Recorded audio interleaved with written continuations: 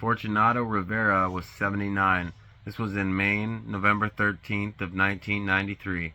Hunting in a place known as Hunt Lake, his son walked him to his stand as he's not very mobile at his age. His son told him he would be back in 30 minutes to check on him, and when he did, his father was gone. He returned to get his son, the man's grandson, and they screamed his name and looked everywhere. Search and rescue was called in, but nothing was found until the following Monday, when they find Fortunato face up in a pond 2 miles away from where he was last seen. His coat, shirt, and boots were nowhere to be found. His son couldn't believe that he hiked 2 miles and couldn't understand why he was missing his boots.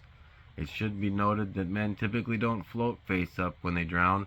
His cause of death was ruled hypothermia and exposure, like many other 411 victims.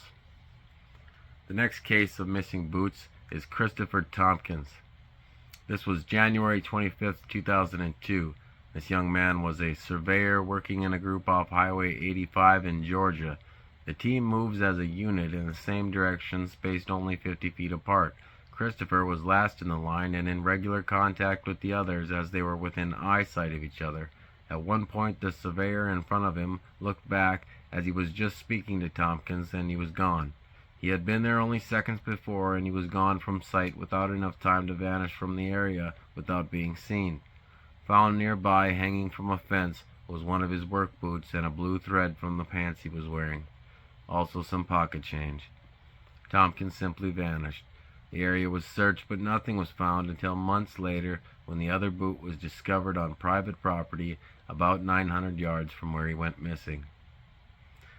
The next case of missing boots is that of Dr. James McGrogan, a 39-year-old doctor visiting Vail, Colorado on March 14, 2014, for a hike on a trail to Iceman Hut. He and his friends stopped for a break, and then he wanted to continue, so he told them he would meet them at the next stop.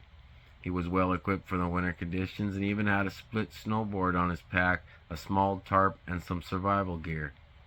This was a well-used trail by hundreds of people every day. It was well-defined and impossible to get lost on.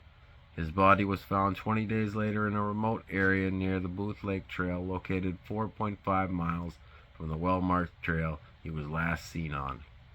He was found wearing black leggings, a shirt, an undershirt, and gray socks. He was missing his coat, his gloves, and his boots.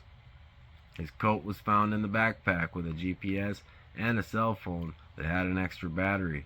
Search and rescue turned the phone on and it worked in that location. His rented split snowboard was still on his pack. He was wearing a helmet that when removed by the coroner, it was discovered he had severe head trauma.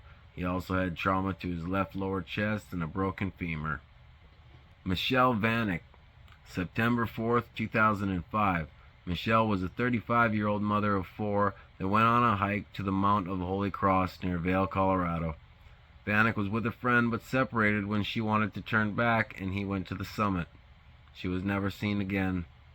In October of 2022, a local man and his son were off-trail hiking in a boulder field when they found one of Michelle's boots in an area you have to bushwhack to get to.